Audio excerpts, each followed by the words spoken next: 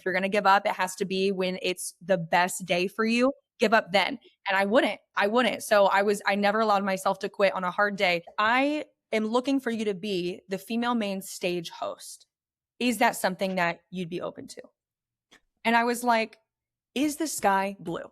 I'm standing there waiting. So him and the entire entourage come in. The second he steps through the threshold of that door, the entire energy in the room changes. You hear like the whispers, oh my gosh, it's MrBeast. Oh my gosh, MrBeast. Oh my gosh, he's right there. Welcome back to the Sustainable Creator Podcast. Today we get to chat with Kahlea Wade, who is, fun fact, my previous business coach and also a dear friend in business. She is amazing. If you have not ever met her, you're in for a treat if you ever do. And I'm going to tell you why. Kahlea is the founder of Alora Society, which is an influencer talent management agency. Put simply, she gets to work with a ton of amazing influencers and help them make some nice paychecks and do what they love. And she makes it fun. She's seriously one of the best humans I've ever met. Today's conversation is going to be extra fun because it's going to revolve around how Kahlea got the opportunity to MC at the 1 billion follower summit in Dubai earlier this year, where she introduced the one and only MrBeast. So we're going to have a lot to talk about today, and I am really excited to ask all the questions I think most of us have been asking, so I got you. Welcome to the podcast, Kahlea. We're really happy you're here. Yay! Thank you so much for having me. I can't wait to yap away. Same. So before we get into any of this, Joe just gave you a fantastic intro. Is there anything you would like to add context to for what you do? No, that was a beautiful intro. I feel like I need to listen to that on repeat when I like wake up in the morning is like a hype, you know, when I forget sometimes who I am and in those harder business seasons. But I think the only thing that I would add to that is on top of being the CEO and founder of Alora and being a speaker, I also have the opportunity to create content every day. So I started in content creation 10 years ago, which is crazy. I was 17 at the time in college, figuring this whole thing out before influencer marketing was a thing, got into brand partnerships. I still get to do brand partnerships today. And now my content relates around being a founder, building in public, documenting my travels and speaking experiences, and just continuing to build community. That's the true foundation of everything that like really matters to me, is that community, that those relationships with brands and agencies we work with, the amazing business owners and, you know, creators and influencers and founders we work with, and just staying connected. And I think it's amazing we get to do that with social media. So I spend chronically too much time online. My screen time is diabolical, but I think that's the only other thing I would add. That's really interesting to me because the first kind of question that I had is if we go kind of back to the beginning, and we're going to get to the Billion Follower Summit. But when I was looking back of how did you build a business that prepared you to be able to do that, I really kind of saw three main phases. There was the I did the thing. I was doing brand partnerships. Then you kind of taught on brand partnerships. Mm-hmm. Now you kind of manage brand partnerships. And I think there's interesting things that you did at each step of the way that prepared you to be able to do what you did now. And so if we go all the way back to the beginning, for people that don't know your story, what was your first real brand deal? Ooh, good question. And I also love the little market research you did here of like the three facets, which I will say like the through line through all of that too is just me pivoting and being very adaptable through so many different evolutions, not only what's happening in the marketplace, but also how I was changing as a person, because I was 17 when I started. And my first brand partnership at that time was with a clothing brand. They paid me $50 to take some photos in like a pineapple t-shirt, I think it was. And I was like, by the pool, I was like, I've made it. This is my moment. I'm rich. Like I could actually afford Starbucks that day in college. And so I really was just thriving. And from there, it got me hooked on there's something here. There's opportunity here. And it wasn't until I got my first paid deal that it really opened up my eyes. And then I said, I wonder how much more I could get paid if I keep doing this and keep learning what this could evolve into. And then, you know, we see the progression. It did evolve eventually into the next phase. It's been really cool to see you go through, because I've been here since mostly the beginning. I mean, you and I connected on Instagram back in, I don't know, 2016, maybe 2017, somewhere around there. And I remember you were still in college at the time. Insane. While pursuing brand partnerships. Yeah. And it's just been really cool to see you go through all of the different phases and stages and where you are now, which, just to put the reminder out there, shows that so many people see like where someone like you is right now and they forget about everything that came before. Yeah. I clearly remember, I don't remember when this was, but I do remember having a conversation with you at one point where you were saying that your big dream was to interview celebrities on red carpets. Yes. Yes. And you're literally doing that now. It's Like, you put in the work and yeah. really prepared yourself mentally, spiritually, and otherwise to get to that moment. And that's definitely something I want to talk about, but maybe we'll get to that in a minute because I know Lyndon definitely has more questions first, so I don't want to derail us. Yeah. I love everything that you're saying. And like the back end. And one of my mottos is, and what I've kind of been saying, especially as of recently, as a lot of things have come to fruition, I've seen a lot of seeds that have been planted years ago now starting to bear fruit. And I always tell people, yeah, I'm an overnight success, 10 years in the making. Yep. Because Exactly. it doesn't happen overnight. It looks Right. like that right now. Like I feel like I wake up every day and there's something new. There's something big, something exciting, something new that's happening. And I'm like, oh my gosh, this is so surreal. And I have many moments where I'm like, I can't believe this. But actually, I have to really ground myself and say, no, I actually can, because I know how hard I've worked for this. I know how much Yes. I've prepared for this. I know how much I've prayed for this. Like it does make sense. This is the fruit. This is the harvest from every, like all the toil, all the like strife, all the tension, all the sacrifice. Like I'm Yes. seeing it now and it's paid off. But I had enough grit and determination and discipline to make sure that I could see it through. And I think I heard a quote, it was like a reel the other day. What a girl was saying, like, listen, you're not a failure. You're just in the part where most people would quit. And I Yes. felt that so deeply through so many seasons. I just wanted to give up. And I said, Kahlea, you're not allowed to give up on a hard day. If you're going to give up, it has to be when it's the best day for you. Mhm. Give up then. Ooh. And I wouldn't. So I never allowed myself to quit on a hard day.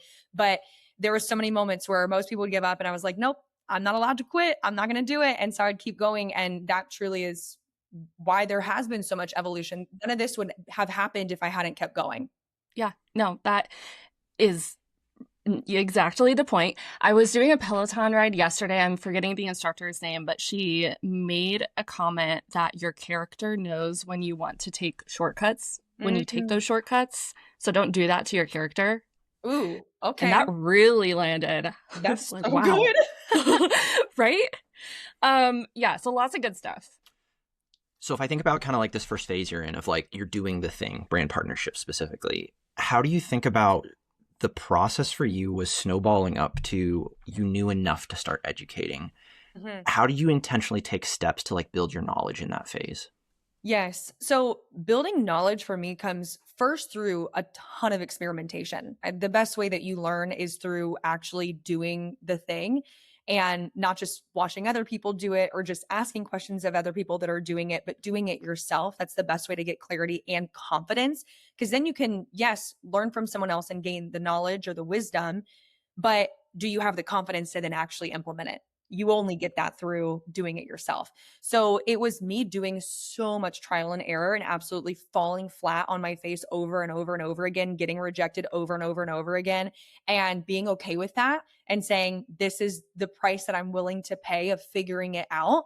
And then, of course, yes, I started to eventually learn from other people. I was listening to podcasts, watching YouTube videos, reading books. I mean, the pickings were slim back in 2015 when it came to learning. So there wasn't a ton, but anything I could get my hands on, I was consuming.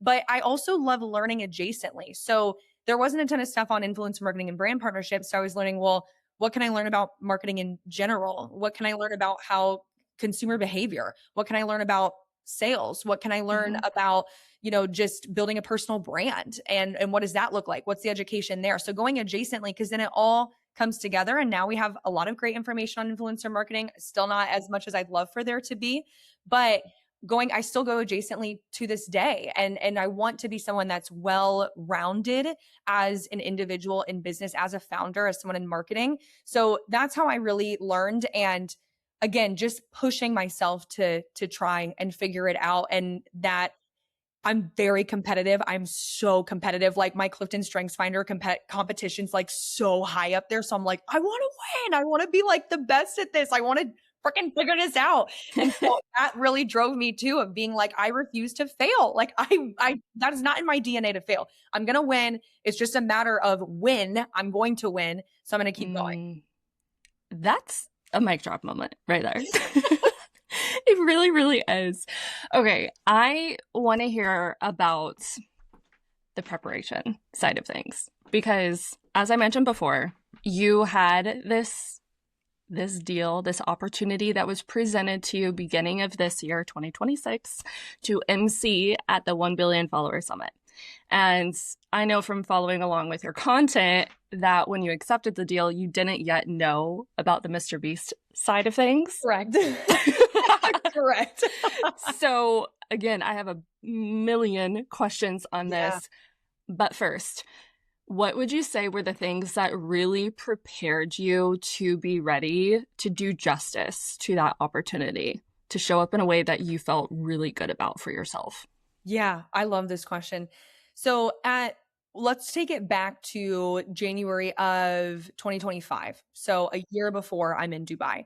There was a couple of things that were happening. One, I got a event invite to something in LA that I wasn't going to be paid to go to. They asked me to come and speak and they were going to cover my accommodations, which I was at a point of, I don't know if that's worth it. What should I do? And for me, with every decision or opportunity and where I have to make a decision, I'm always praying through that because I know the Lord can see what I can't see. And so I said, Lord, if you want me to be there, like I need peace, like I kind of need some of these confirmations. I need this to be you should go. And I felt that nudge of I had to be in that room and I didn't understand fully why. It wasn't an insane event or like, oh, so-and-so is going to be here. I didn't really see it that way from a business perspective, but I really felt like the Lord wanted me to go. So I was like, all right, Lord, I'll go. I ended up meeting a guy there who's now a really good friend of mine that runs another business. He's an incredibly successful founder. We really connected on being founders, headed off.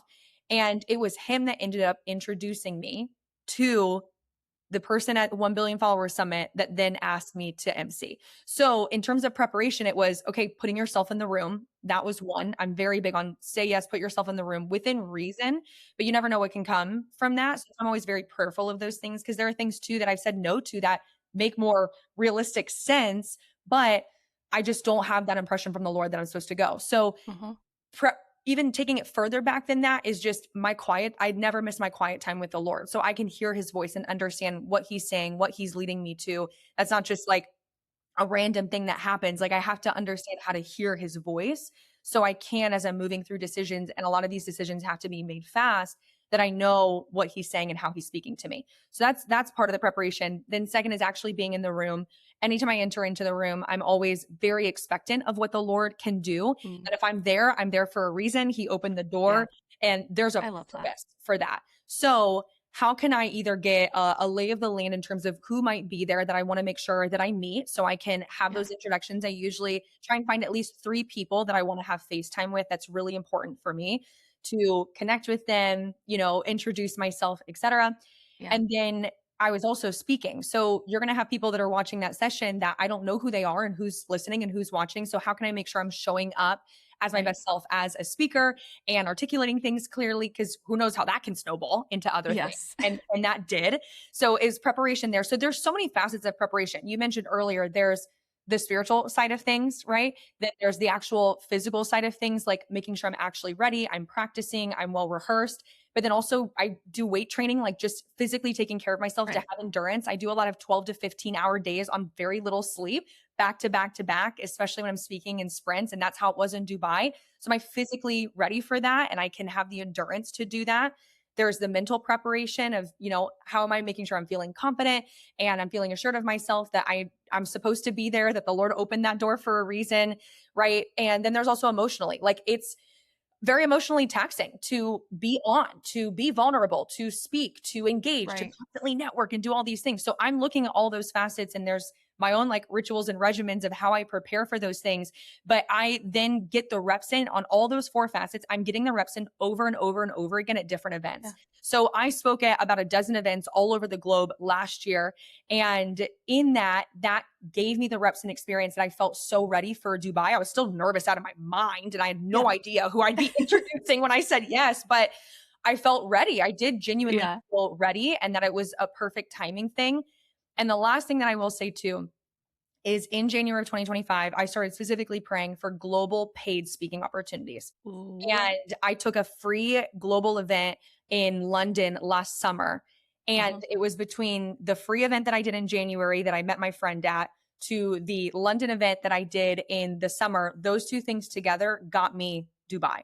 So, and both of them were unpaid things. Right. That the Lord led me to and was like, go. And I had so much peace about it. There were just so many confirmations, right? So again, I know I'm praying for it. I'm saying yes to things that don't always make the most sense, but I'm going. And it's from those things together that snowballed into Dubai. So that's more of the context, but there's a lot of preparation. That's like, there's even so many more nuances behind the scenes that people don't see, but it was a lot more than just, oh, they found me and they shot me an email, you know, it was a lot crazier than that. Hey, real quick, you've probably heard us reference something called the Break Room a couple of times.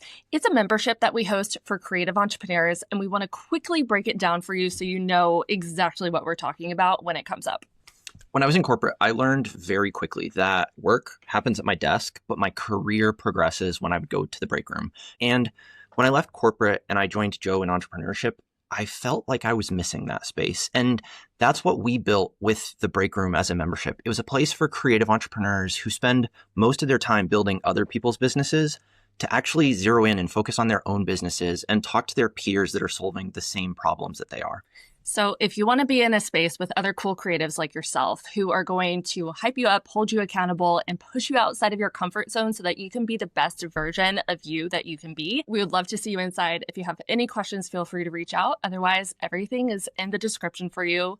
And now back to the show. Can you set the stage for when you got the speaking invitation for the events? Yeah.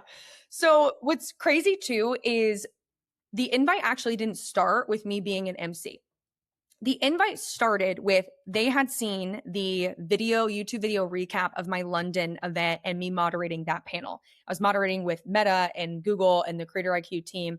And they saw that on YouTube, reached out to me, said, we really want you to come and moderate and lead a session in Dubai. And I was like, first of all, I thought it was fake. I literally thought it was fake. I was like, there's no way. Because also this is 4 weeks away. So I'm thinking, am I being punked right now? Because this is really— So for reference, for anyone listening, like with it being 4 weeks away, that sounds like a pretty tight timeline. On average, what is the timeline typically? So I already have speaking engagements booked for 2027.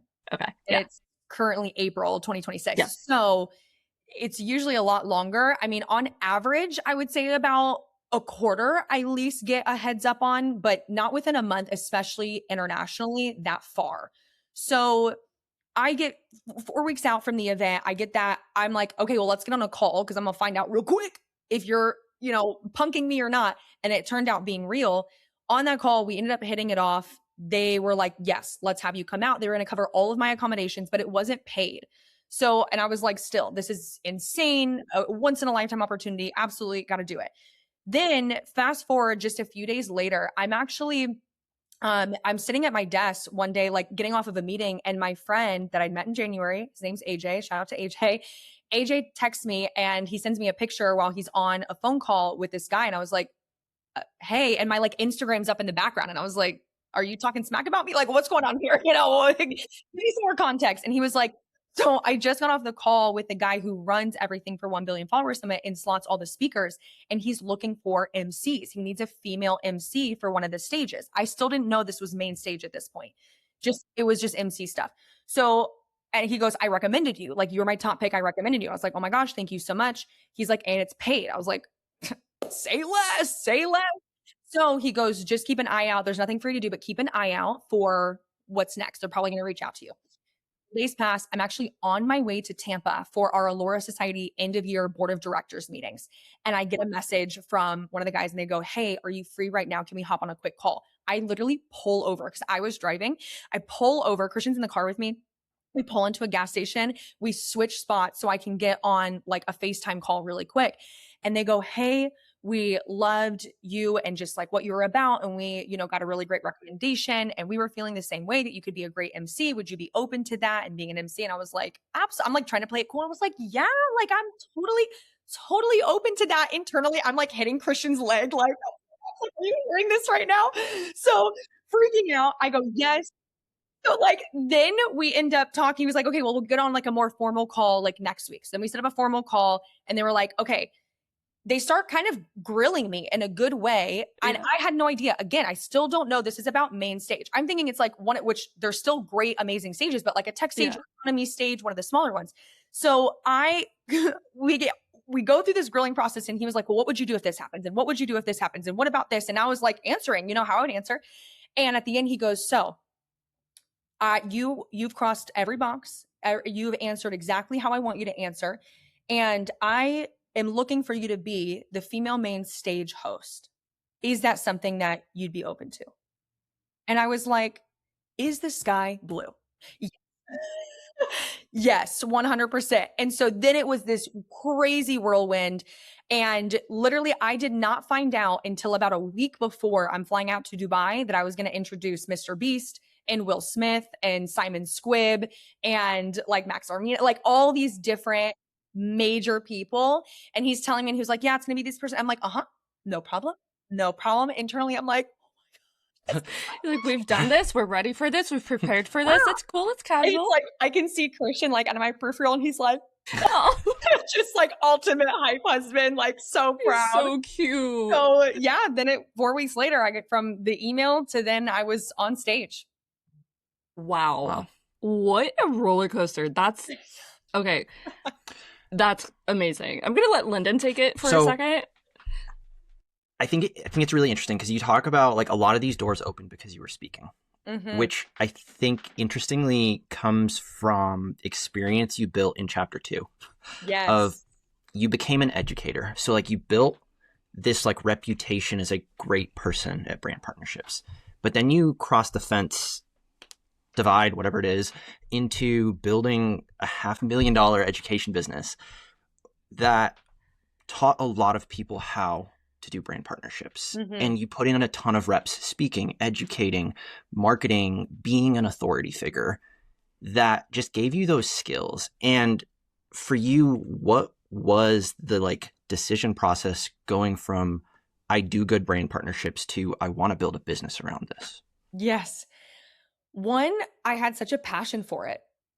At the foundation, I love brand partnerships and I love it because the opportunity to collaborate and align a dream that you have with someone else's dream was so intriguing to me. And knowing we both could bring value to the conversation in our own unique ways, something about that just really lit me up. And then seeing how brand partnerships genuinely change people's lives for the better, like they're able to take their family on vacation or buy a house or buy their dream car or, invest in building another business. There's so many different things. Like it's life-changing what can happen with brand partnerships. And then you also get to stay home and you can do it from the comfort of like your bedroom or your office or whatever. So for me, as I was building the education too, I realized again, there was that huge gap. This is 2015 to 2019 when I'm doing the bulk of my education. And there's not a lot out there, especially in terms of how you can make this a business. It's a lot of, oh, here's how to, just get paid maybe here and there, but not how could you make this into a full-time career? So I really wanted to fill that gap, but I specifically wanted to teach about how you could do it from a relational perspective, not a transactional perspective, because that was a big issue I was seeing and still see to this day. So from there, I also realized in doing all of these, videos, I was interviewing with different guests and having them in the course. And then I'm teaching these videos. I was like, man, I love to yap. Give me a mic and I'm in a happy place. I love it. And then I started getting asked to speak and I was doing some things for free. And it just, again, the domino effect of things. But I think that starting with where you're passionate about, I think a lot of people sometimes start with where's their opportunity or where's the money, but then they don't have the passion. And that on the hard days when you're like crying on your floor in the bathroom, like absolutely crashing out, which I still have days like that to this day, 10 years in.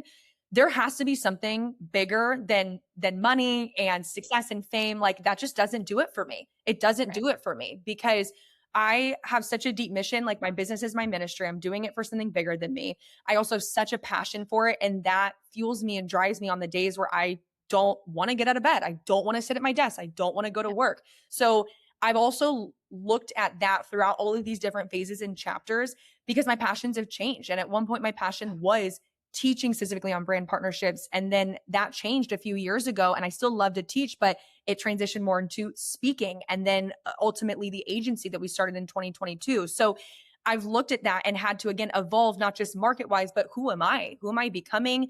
What am I enjoying in this season? What am I passionate about? Because that's what really carries you through. Hard agree. So I think you kind of alluded to this. So like I asked you the question, like, what was the thing that switched you from the first chapter to the second chapter? And like you just said, like you then switched out of educating. Yes. Was there like a defining moment for you where you were like, oh, I want to go into like bigger stages and not like run like an education product? That's a really good question. I knew it was time for a switch when I started to resent having to show up as an educator. Yep. Mm-hmm. That's real. I wasn't looking forward to it. I was getting annoyed by all the questions that I was getting. And I knew I was entering into a space where I couldn't be of good service to the people that were trusting me. And I was doing a disservice to them by continuing to show up in that capacity. And that's when I knew something had to give and I had to be releasing my course and putting that to rest and moving forward. And that was a really hard decision because not only is it what allowed me to graduate college and become a full-time entrepreneur, not only was it the first business that ever brought me to six figures and built my career, but it was also the first thing people developed such a level of trust in me. And I worried what that would mean for the future if I released that and said, hey, I'm no longer operating in this space and I'm evolving and I'm changing. And thankfully had just the most supportive response around that, which I'm so grateful for. But it was really hard. It was a decision I toiled over for months and months. But again, I got to the point where I said, I'm not even serving them well if I continue to do this. I'm just doing it to make them happy. And it's because it's what's expected of me, but not because I love it anymore. So I knew something had to change. And I made the hard decision to pull away from online course and move more into speaking and then develop the agency. Yeah. I am curious from a content perspective because I see the way that you show up so well on Instagram and all the social platforms. I believe you're also on LinkedIn and Absolutely. A LinkedIn girly. I love it. You are on it. I definitely saw the way you were showing up in your content slightly different, being a lot more of an authority figure in what you could share from your experience and also your vision moving forward. And you got picked up by a couple of news outlets like Fox News about, I believe it was de-influencing. Can you share a little bit about that? And then I have a follow-up question to it. Yeah. So the switch to authority content, I went from educator, which was just trying to give a ton of value and teach you 3 ways to do this or don't do this or change this, which I still to this day wrestle. My husband, Christian, we were joking about this before we started recording on like, he's my creative director and is like really cracking the whip, in a good way with content of like helping me level up the challenge. Like it's really sweet and he's so gifted at it. So I listen to his advice all the time, but I still lean towards that because I really am such an educator and teacher at heart. And for me, that's always been the number one way I've given value. But I realized that a shift would have to happen, especially if I was going to build an agency ultimately, or I was going to be a speaker and I wanted to keynote things or moderate things. And I wanted to have that level of authority and credibility necessary to be in those spaces that I couldn't just show up and give how-tos online. So that switch was one, very hard and still is like, I'm still rewiring my brain. I feel like even years later, but in that I realized, okay, what's the value that I'm giving? The value is a elevated perspective. It's a behind the scenes of, I get to have really unique conversations, kind of saddling between, I talk with a lot of brands and agencies, but then I am an agency, but I'm also a creator. So I'm invited into a lot of different rooms that I wouldn't be otherwise if I didn't sit on the saddle on all those different lines. For So sure. I realized what's my unique perspective? What are my observations? What is my, kind of futuristic take on different things? What am I seeing in this space?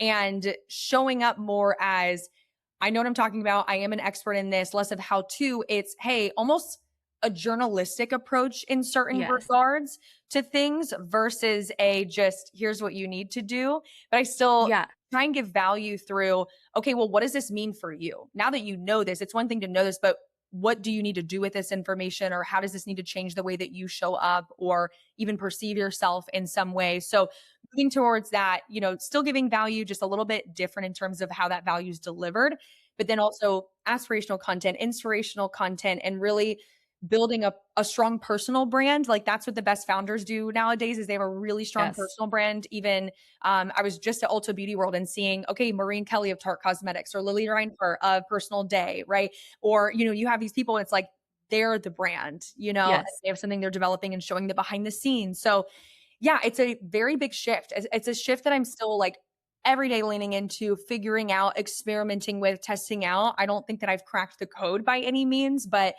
there's definitely been a lot of learnings on showing up different between educator and authority. Well, okay, so that brings me to my follow-up question for you was, knowing that you have experience with both, let's just call it old media versus new media, and you've experienced both versions, what would you say is the advantage to old media versus new media? Do you need both? Is one for different purposes than the other? Yeah.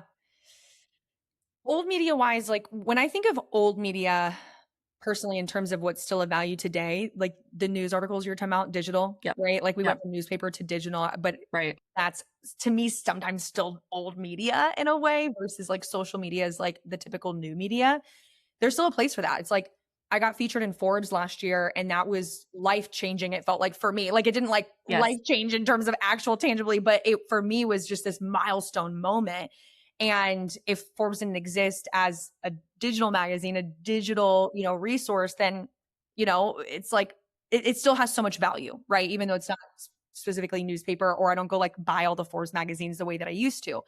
So there's still a place for things like that. There's still, now we're seeing even like reporting via TikTok live or reporting via Instagram live, right? So it's like old media has taken on in a new media form, right? It's like we still have it integrated in new media. It just looks a little bit different. But in terms of social media, I mean, you have to be on social media. You have to be on there doing all the things. So I think there's still a place. I think it just looks different. I don't think it's completely obsolete by any means. I think just the way that it's, produced and how we see it is it looks different nowadays. Would you say that the media features like Forbes are what give you more credibility to be even considered for some of these speaking opportunities? Oh my gosh, absolutely. Yeah. I mean, things like that, things like interviewing celebrities, doing behind the scenes content, like we're in the green room or we're doing XYZ, like there is a level of they've built credibility. You're attaching yourself to the credibility that they've established as a person, as a magazine, as a outlet, and that you then become associated as being more credible because you're with those people. It's like the whole thing with MrBeast. I'm more credible now because I've introduced MrBeast or introduced Will Smith, even though I'm not like hanging out and grabbing coffee with them. I wish maybe one day, but even just being in the same rooms and then having conversations or being seen on camera with them, it makes you more credible because not everybody's in those kinds of spaces. So like there is a level of, oh, I see a distinction, like, oh, wow, that's a really big deal, or there was so-and-so, or they're doing so-and-so thing. So yes, like in terms of PR, my like new media version of PR is what room can I get into that other people are in that room? And then how can I ideally get an interview with them, talk with them, have some kind of association with them. And then still I'm like, give me more Forbes articles. Like I want to be in Forbes, Business Insider, Inc. Like my dream is still to be Forbes 30 under 30. And I have like, I think 18 months left to hit that goal because I'll be 30 next year in 2027 in November. So time's ticking. I have 2 more rounds to potentially get into it. It's going to happen. So, it's totally going to happen. I can 100% see it. Thank you. Thank you. So I mean, those are still really big goals and they matter. They matter.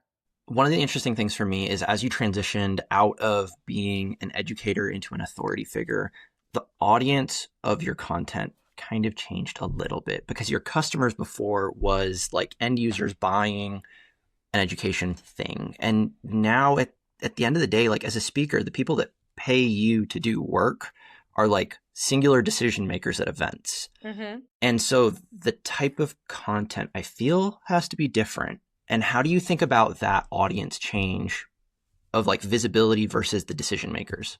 Yes. So that's what's really fun about being also on Instagram and LinkedIn because they serve very different purposes. So for Instagram, I see that as a really great lead magnet for potential creators for Alora Society because if we're looking at the two things I'm now selling, right? The two things I'm selling are speaking and then Alora Society, right? Very, very different ways to work with me. And on the creator side, it's how can I showcase what we're doing at Alora, how we're building it, the world, like world building around Alora, the lifestyle of Alora, what you get when you're being represented by us, what it looks like for me to be on site with our talent, right? How our team is operating and the relationship we have with brands and agencies and going to these events, right? Like all of that feeds into the brand of Alora. And at the end of the day, them, creators wanting to work with us specifically. So I use the content as a bit of a lead magnet for that to attract new creators. But then on the side of authority-based content, where I'm talking more of futuristic predictions and what I'm seeing in the industry, and then the interviews that I directly do, it still in an interesting way feeds into Alora Society because creators are seeing, oh, you're, talking with so-and-so, or, working with so-and-so, or I like that, you're innovative or you're thinking about what's coming up and you're in the know on those things. So yes, it feeds into Alora Society, but that content is even more so for the speaking opportunities because that's how they're going to hire a moderator or an MC. Because what really sets me apart as a speaker that I've honed in on is, yes, I can command a stage well, but beyond that, if they need me to off the cuff host like a fireside chat, which happened in Dubai multiple times because we needed to buy time before the next speaker came on stage, I can immediately jump into that. It's not oh my gosh, now we're off the cue cards. What do I do? Because I live and breathe in this space, I can go into that really quickly. So that authority content is more for the speaking side of things. But then on LinkedIn specifically, again, I'm serving two buckets, but it is more of a professional network. And so that's where I'm connecting with brands and agencies for Alora Society talent. That's where I'm also showcasing more of the behind the scenes of speaking and what I'm doing and making even those pitches and saying, hey, I'm going to be in so-and-so place, or hey, I'm looking to speak at this event. And I'm curious, does anyone have a connection? Does anybody have an introduction that they can make? Right. So I'm using the platforms different ways. Even my content on LinkedIn is a little bit different. Yes, I do repost across the platforms, but I also create content specifically for LinkedIn that's catered more to that professional audience of decision makers for speaking and for brand partnership opportunities. I am going to take us on a quick detour I since love you it. brought up LinkedIn, because I'm ready. this has come up a few times with creative business owners that we talk to often inside of our Yes. membership, the break room.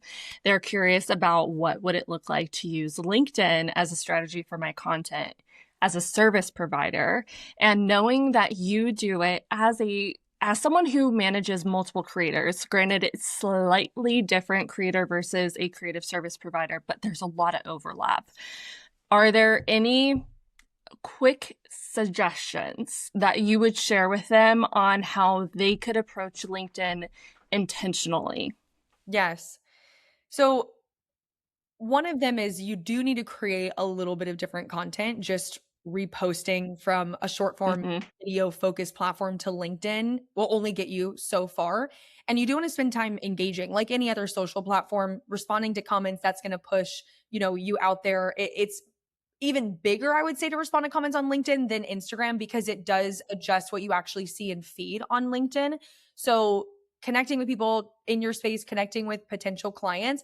I don't know if every service provider, though, needs to be on LinkedIn because if their clients aren't on there, you have to think full funnel. Is there actually purpose in me investing my time on there? Some service providers might be better spent on Pinterest. That's not where my ideal clients are. So it's always backing into that. Not everyone's ideal clients are on LinkedIn. So evaluate that first to know if it's even something you should be spending your time and energy on, and then go from there. But if it is something that you find ideal clients do engage with, then awesome, show up there, create, unique content specifically for that. Short form does decently okay on LinkedIn, but it is a lot of written posts and then more of the carousel content, or make sure you always attach an image. It's become more personal. I think people think it's like so uptight on LinkedIn, and it's really become less, it's not really uptight. You definitely have your people that are more uptight on there. And I think that they just haven't shifted with the times of how LinkedIn has evolved. But it's a lot more fun and like yappy and behind the scenes and not as polished as it used to be, which is really nice. So I would say, again, showing your personality, being yourself. I definitely have like, I try and stay with good grammar, and punctuation and stuff, of course. But the way that I talk in person and how I like elongate words when I'm like typing things out or I'm using emojis, like I'm still doing that even on LinkedIn, just like I would do in an Instagram caption. So I'd say that, but I spend the most time actually connecting and sending messages saying like, hey, I loved like so-and-so project you worked on, or right now coming off of an event, I'm going in there, making the connections of people I met in person and saying, hey, it was so great to meet you yesterday. Like I loved talking about you, or talking about this with you, or I love this part of your booth, or this part of like the new product. So I'm making that direct connection. Hey, I'm the girl with the red hair. We were talking about XYZ. Like it's great to connect. I wanted to make sure that we were in touch here too. So I leverage it a lot for events, even pre going to events. Who's going to be in the room again? Like that's how I'm figuring out like who are those 3 people I want to connect with, connecting with them before. Hey, would love to like make sure we connect, in person. So it's even more than just posting. It's again, leveraging it before you're about to be in a room or to get into a room that you want to be in. So I get even more strategic with LinkedIn, I would say, than even Instagram, because Instagram is a lot more documentation, where LinkedIn is strategy of how can I connect and be relational and build, opportunities to be in a room again, reconnect after being in a room, etc. So I'm even more strategic with LinkedIn, I would say. Yeah, that's good. I went to Craft and Commerce conference last summer. That Yeah, Kit we're hosts. going this year. Yeah. Yes, we're going. We're so excited. I love it. It's going to be amazing. And one of the business owners that I connected with over there shared what she does at events is she will take selfies with the people that she meets and then send it to them right after so that they can put a face to the name. So similar to you saying I'm the girl with the red hair, having a picture, which sounds like you already do that, like so they can immediately go, oh yeah, I remember her. I remember what we talked about, that one connection point. And yes, I thought that was brilliant because I'd never heard anyone do that before, but it goes just a step further, intentionally making those connections. Right. Because we remember faces, not names, all the time. Exactly. I'm trying to always be better about remembering names and doing like a mnemonic device in my head of like, okay, what are they associated with, So having red hair definitely helps, or like a connection point, like, anything visual, like we were standing in front of, or we were at this booth, or we were at whatever, like any kind of visual picture. Because sometimes I try and do my best. And I would say maybe 80% of the time I can get a selfie with someone, but sometimes it's so quick that I don't have time to take a picture. So I think of visually, what were we around? What were we doing? What was I wearing? That I can use that to call their memory back up, because they might not remember my name, and my name is a hard name. So it's not like, sometimes that makes it more memorable, but then sometimes it makes it harder because they're like, I don't even freaking know what name was that.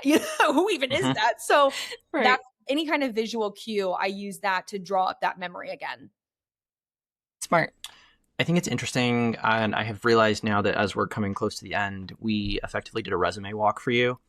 And LinkedIn is largely resume heavy. True. Yeah. True.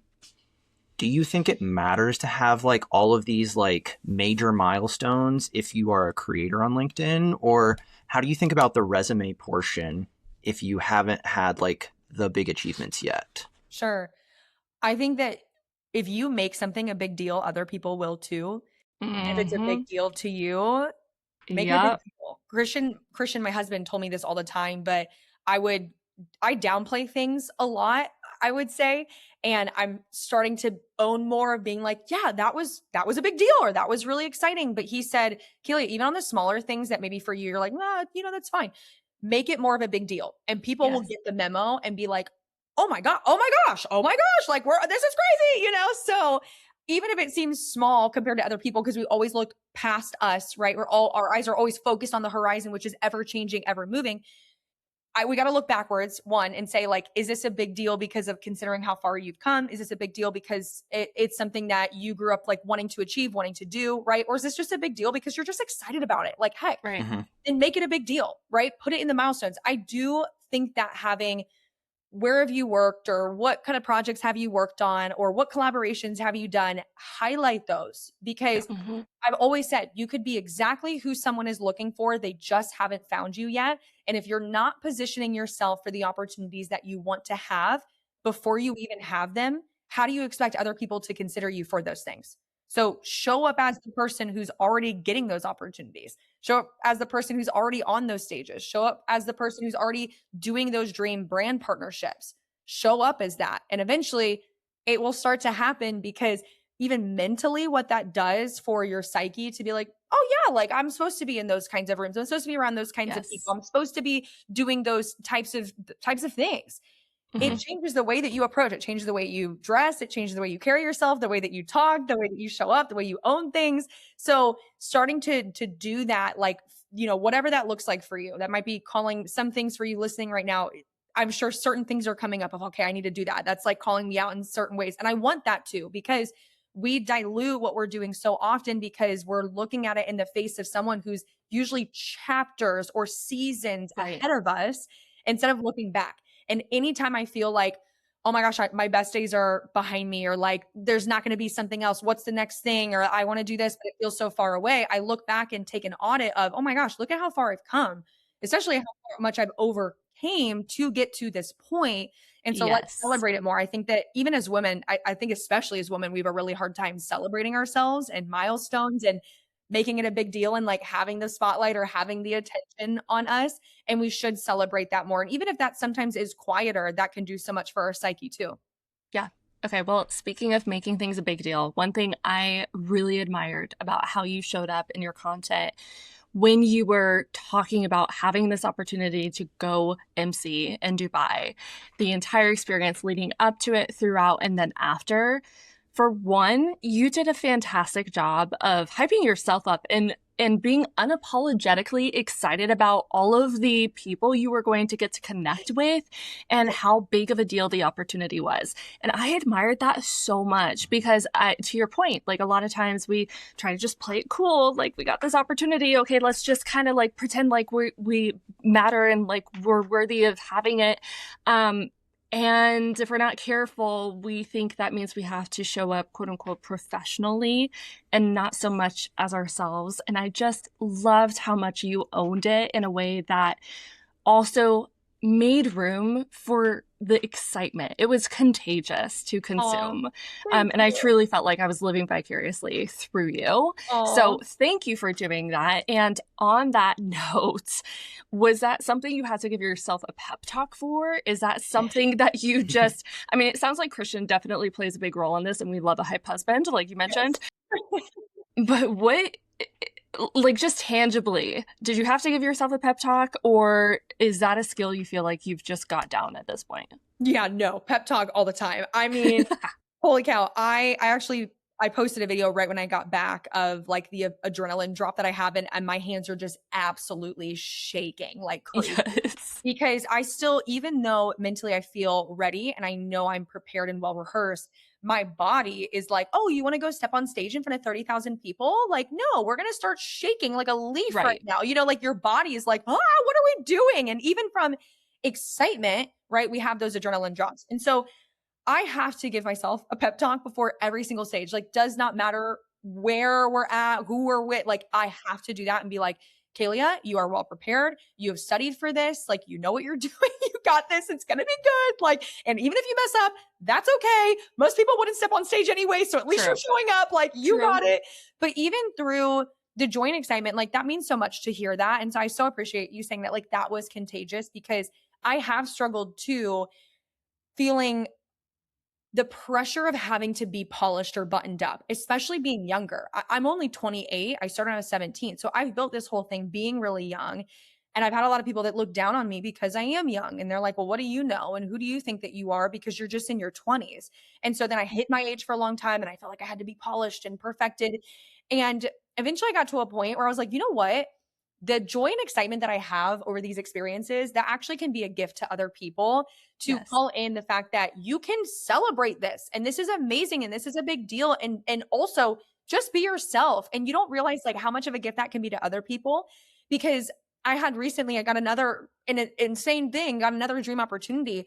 And instead of playing it cool and being like, oh my gosh, like, thank you so much. Like, I really appreciate you thinking of me. Of course I said that, but also I was like, I'm freaking out right now. Like, this is the best news I could have gotten today. Like, happy freaking Friday. Like, I love this.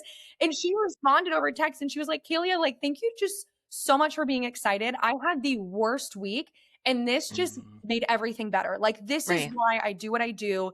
Like, thank you for being so excited and appreciating it and just getting ready. Like, now I'm even more excited. So I think we forget that in the sake of trying to be polished or be buttoned up, we actually remove the opportunity for other people to like one celebrate exactly, and two experience that joy kind of vicariously through us and being like, wait, no, this is so fun. Like, we remove that opportunity from other people to like celebrate and experience that joy together. And so I think we do a disservice by not being ourselves and being excited about things. I'm trying to be better about saying like, I'm freaking out. This is crazy, you know, and it's been fun to see like, and have the audience, you know, and community celebrate alongside me. So it's been a journey. And I still, even today, it's a work in progress of being like, okay, be excited. Like, don't feel like you have to hide your excitement, you know, to be more polished or something. So I couldn't agree more.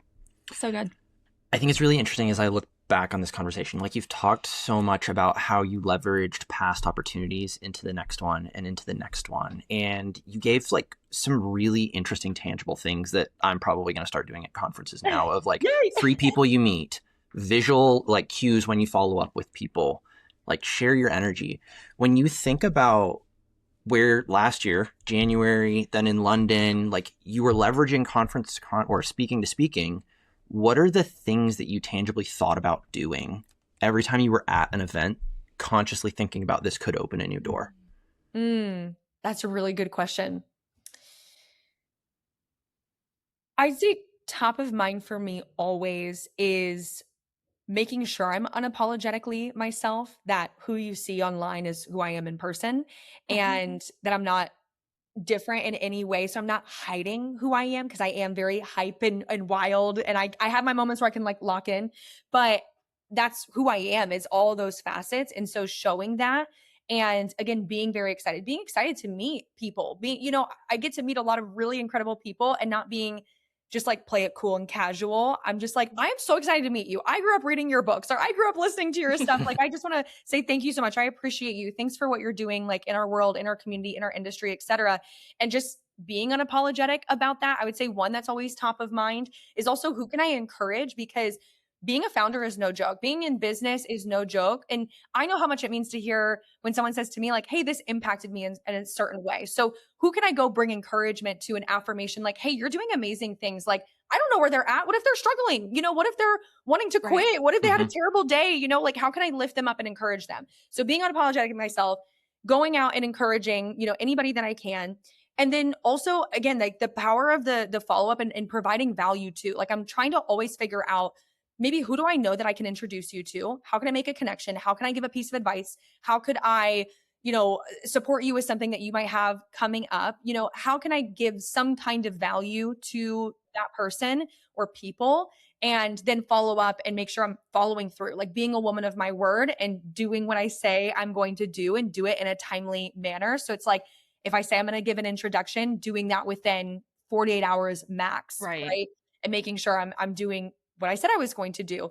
I would say those are the things top of mind. And also, when I walk into these rooms, the confidence and the way that I carry myself matters a lot, because of the caliber of people that I'm around. And second, because of what it does for me internally to feel, especially in rooms where I don't always feel that I belong. It's most rooms I'm like, what am I doing here? And how did I get in? I don't really know. So I think making sure I'm like dressed well, feeling put together, carrying myself well. Like, every time I'm getting ready to walk into a doorway, I go through like a mental ritual of being like, I take really deep breaths. I put my shoulders back. I have my head up straight, and I like keep my eyes scanning in front of me on the room, never looking down, never looking out. Like, even if I don't feel confident, I want to look confident. And eventually, like, the way I'm positioning my body will catch up with my mind. So then I'll start to feel confident, and I'll start to, you know, talk confidently, right? It comes out all through the entire process. So those are some of the top of mind things. I have some interesting like behind the scenes rituals, but that's one that in every doorway I'm doing. Well, I love that you brought that up because as you were describing it, I visually saw all of the clips you shared of yourself speaking, and I can see the focus, the collected calm, and hearing how you mentally prepare yourself to walk into the room and be grounded and show up confidently.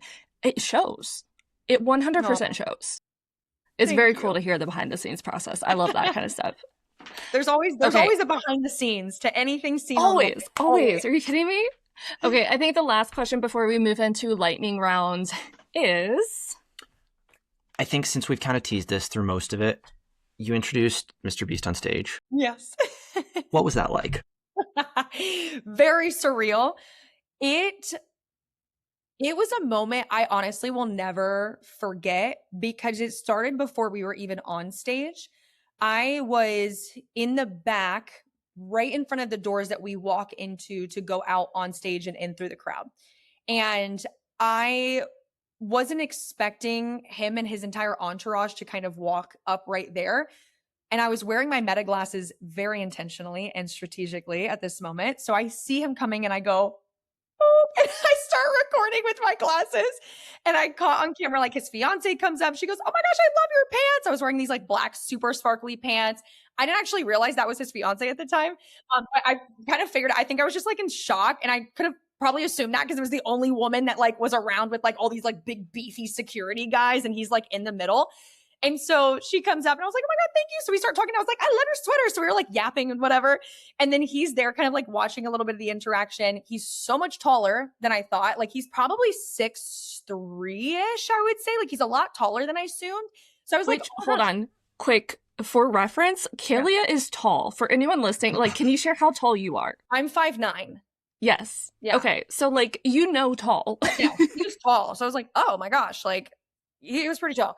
And so, and also it was really interesting because I think for me, I expected him to be very like very energetic, very out there. And he was really quiet.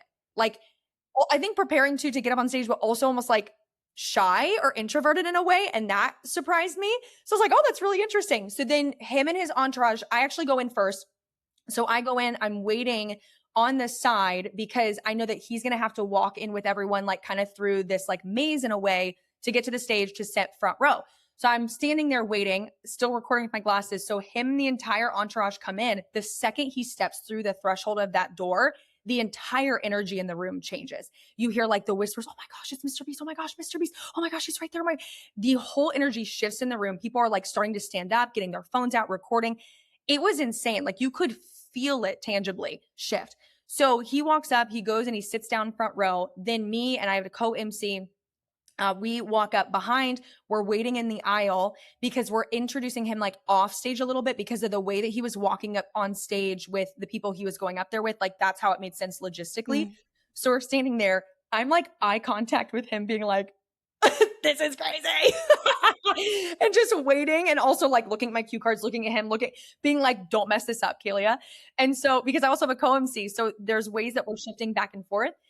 And so I recorded the whole thing with my meta glasses, which was so fun because I have that entire clip now to constantly look back on and reminisce. But yeah, we were there and then he walks right past, like he acknowledges us and then like walks right past and gets up on stage. And I was just like, what just happened? Like then we walk off and me and my MC are like, what just happened? Like that was so crazy. It felt like an out of body experience. And we had a lot of really great speakers that weekend. It was like Mr. Beast. And then the next time that happened was when we did the introduction for Will Smith, which was really cool too. So between both of those, like the energy shifts and just the dynamic, it was really wild. But Will Smith is also super nice. We were talking backstage a little bit, which was fun. Awesome. So it was just like, I just kept walking around being like, what's happening right now?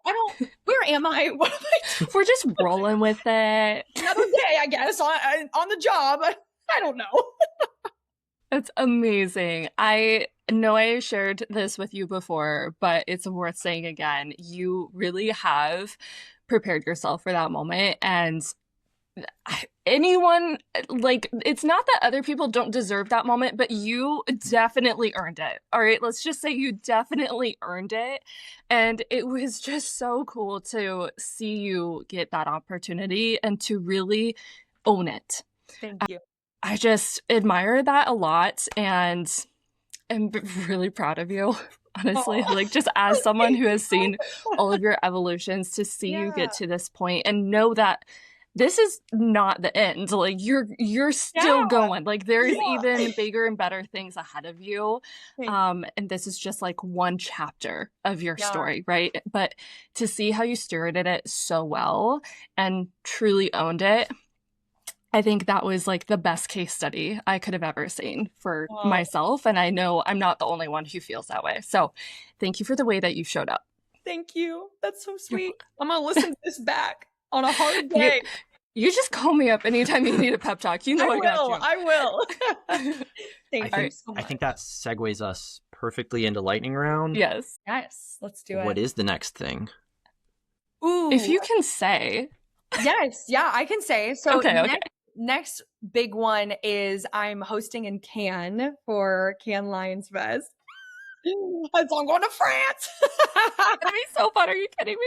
I'm so excited. So literally like another dream opportunity. I've been wanting to do again, global paid speaking opportunity, like specifically in Europe. And so getting to do it in France, it's one of the biggest like events in creator economy over the year. And so I am so excited. I'll be there with my friends at #paid. I will be running around for an entire week in the south of France, just interviewing, creating content, being on site, doing, all the networking, all the things. And so I'm excited. That's going to be another fun one to be part of and document. That is going to be a blast. So I love that. Okay. What is a book that you are currently reading? Oh my gosh. Good question. I'm always reading a ton of books. I'm actually going back through 10X is Easier Than 2X, which is one of my absolute favorites. Anytime I'm getting ready to do a like pivotal shift or transition, I come back to that to be like, what's my filter? What is my 10X with this? Mm-hmm. It's so good. Yeah, that's one that I'm picking back up. I have like a lot of faith-based books I'm reading right now and like different devotional. Like my favorite devotional right now is the Blue Book. That's a really good one. And there's another one. Why I'm missing the name right now. It's like Content Ideas That Stick or something. It's a book about. Is it Made to Stick? Made to Stick. Thank you. Yeah. I'm like something about being sticky. It's that one. Made to Stick. I'm reading Made to Stick. Yeah, which has been fun to read for content. Again, I'm in like a very pivotal content transition right now too. So reading that has been really good. So those are my list. But I have a freaking TBR a mile long of books. I'm a crazy avid reader. I probably do about like 80 to 100 books a year. So I'm a insane psycho person when it comes to books. So I'm always reading something. So the follow-up to that is audiobook or physical copy? Physical. I do have a Kindle too, which I love for travel because I'm an overpacker. So I'm like, if I bring my books also, like we're really in trouble. So I'm Kindle for that, but I love a physical book. Also, I love the smell of pages. I'm one of those book nerds. I'm the same way though. Library. I'm like smelling the books. I like the physical books. It's my dopamine hit. It's fine. It is. What can I say? So I'm actually kind of curious about this because you travel a lot. What is a typical day in the life for you? Oh my gosh. Wait, depends on what day. Okay, let's actually, hold on. Let's do two versions. One, when you're home, and two, what was the typical day in the life in Dubai? Because I definitely saw lots of... Okay, so whichever one you want to start with. Okay, I'll start with a typical day in the life when I'm at home. So I'm at home, I'm waking up between 6 to 7 a.m. I am, before my mind can catch up, I am getting my body out the door and to the gym, doing a personal training session, weightlifting, coming back, getting ready for the day. I try and film content almost every day or document in some capacity. So I'm usually doing my hair and makeup almost every day. If not for content, then meetings or podcasts. So getting ready, and then usually a lot of meetings when I'm home, probably anywhere between 5 to 7 meetings. I try and have several days though that I don't have any calls whatsoever. So I have my CEO days to really work on back end stuff for projects and things behind the scenes. So from there, I'll usually log off for around 5 or 6 p.m. And then if my husband's home, we're doing dinner together, or watching a movie, or having a date night, hanging out. I'm very much, when I'm home, I'm home. I don't really want to go outside. When I'm out, I'm out. When I'm home, I'm home. So usually I'm staying home and we're just kind of chilling and stuff. But I'm in here. I'm actually in our guest room / my office. And so just hanging out and working away and on calls. I'm yapping 25/7. So that's a typical day at home. And then when I'm on the road, or a day in Dubai, that was absolute anarchy. So that was, we had a 8-hour time difference too, which just added to the absolute craziness. Mm-hmm. So I was waking up around 5 a.m. each day. So let's say 5 a.m. EST each day. And from there, I was going into hair and makeup. For these, I'm thinking of like our speaking days. I was in hair and makeup for a couple of hours. Then I would get there about an hour and a half or an hour early for a final rehearsal before we dove into the actual day. Then it was 8 hours of speaking. I would get off. We would do a dinner, do a small rehearsal for the next day. And then I would do more studying behind the scenes on my own. I would go to bed I went to bed about 1 or 2 a.m. every day. Then I'd get up at 5 a.m. and do the same thing. Kahlea, I wow. was running about, I think total for the 4 days, I got 10 or 11 hours of sleep over those few days. And I just ripped it. Like I completely crash after, when I have that many days going back to back to back. Like I do a full crash and I have like 48 hours of recovery. So I build in the fact that this is just how it is and it's a sprint. And then when I'm back, recover. But yeah, it's a grind for sure. It's like I literally am running on Alani and prayers and adrenaline. Like that's it. And just, you're in the moment. And so you don't even think about being tired. There's no time to be tired. So you're just going. But once you stop and slow down, that's when it hits. You're down. When were you posting content on that trip? Because you were churning out content left and right. I was really trying. I would get done with everything about 11 p.m. And then from there until like 1 a.m., depending on what the piece of content was, I was like calling through, figuring out what I wanted to edit, then editing it, and then getting it ready to go live. And then while I would be doing hair and makeup the next morning, I would be posting that piece of content and then doing the same thing over again. Because you miss out, like if you wait until you just get back, you miss out on that momentum. So I was like, I just have to. Like it has to come to my sleep. Like it's fine. I'm going to do it. I knew exactly what you were doing, because you have to take advantage of the moment. And the fact that you did, I mean, props to you. I probably would have been doing the same thing, just because you know how important it is, you have to. But well, okay, it's cool to hear the behind the scenes. Next lightning question is, who are you learning from right now? Ooh, specifically Ali K. Miller. I'm actually in her AI mastermind on using Claude Code to build AI agents. Again, coming back to being a nerd, I'm a super nerd. So I'm obsessed with all things AI. So I'm learning from her right now on how to build those things and like get the lay of the land. I'm sure that's like jam-packed too. I'm like, I'm gonna have to rewatch these videos, because travels and then trying to learn like this whole new thing. It's like literally learning a new language. I'm like, right. I need to go back. I need an instant replay. I love it. So as we kind of wrap up here, that's the end of the questions we have for you. But we want to hold space. Did you have a question for us here at the end? I like this. Actually, yes. So please grab your mics. We're reversing this. I'm in charge now. No, my question for you is, you guys have also been through a lot of different pivots over the years, a lot of different transitions. It's true. For you guys, similar to what you asked me, what's been that, okay, we need to make a transition. We need to move away from this. We need to go somewhere else. Has there been a consistent defining moment for you guys on recognizing, yep, we need to make an adjustment here? For me, it time and time again has been very similar to you. I will be journaling. I will be having my God date, and I will be just sitting in what is next. And typically I have some type of either an aha moment, like a download, or a feeling of peace on something I've been sitting on, and now I'm praying about it, and I feel like I just get confirmation that that is the right way to go. So it's very much rooted in faith for me. Yeah. A lot of journaling, and also there tends to be some data that's tied in a little bit too. So it's a mix of things, but that for sure grounds me a lot and brings a ton of peace in whatever is next. And I'm also the type of person who, when I know it's time to jump, I'm going to jump and not stay in a place that I know is not meant for me anymore. And I'm not afraid to do that. I might have a higher tolerance for risk than some people, which helps, right?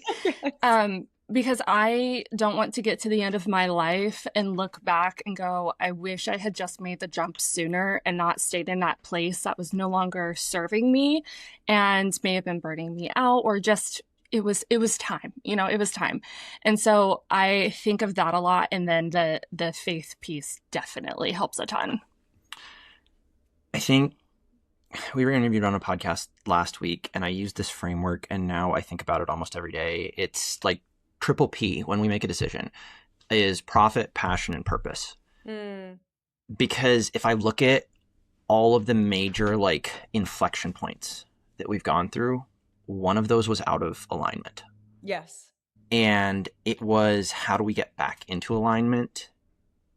And I think I related a lot to when you were talking about leaving education and courses. You were feeling limited. Mm-hmm. That felt so relatable, because when I think about how we changed, it was one of those things. We were limited or we were out of alignment. And it was just, what is the next best thing to get us to the North Star we're working towards? Yes. It's like a little triangle. It's like the triangle's not, if it's 3 points, if one of those points is off, then that's not a triangle. That's just you taking an L. So that's actually very true. That's like the best note to end on. And on that note, thank you guys for joining us. And no, this has been awesome. Thank you so much. I thoroughly enjoyed this conversation, as I'm sure our listeners did as well. So where can everyone come connect with you online if they want to see what you're up to next? Yes. Or book you for a speaking engagement. Yes, that too. No, this was so fun. Thank you guys again for having me. In terms of connection, I would say Instagram and LinkedIn. Come hang out on either. I definitely spend way more time on Instagram, and like, please slide into my DMs if you listen to this, and if anything like stood out to you or you got value or you have another question, like my DMs are always open. I'd love to connect with you there. Yeah, I can confirm. She's correct in saying that. All right. Thank you guys for listening. You're awesome. Thank you, Kahlea, for being here. This was fantastic. We will see you on the next episode. Before you leave, though, would you leave us a review? If you liked this episode, leave us a review. That would make our day. Bonus points if you share that you listened to this episode on Instagram and you tag us. That would be fantastic. So our handle is at Joanne Linden. You can also tag the podcast at The Sustainable Creator. And of course, Kahlea at Kahlea Nicole with 2 E's at the end. Yes. So, all right, you guys are awesome. We'll see you next time. Thank you again, Kahlea. This was fantastic. Bye. Thank you.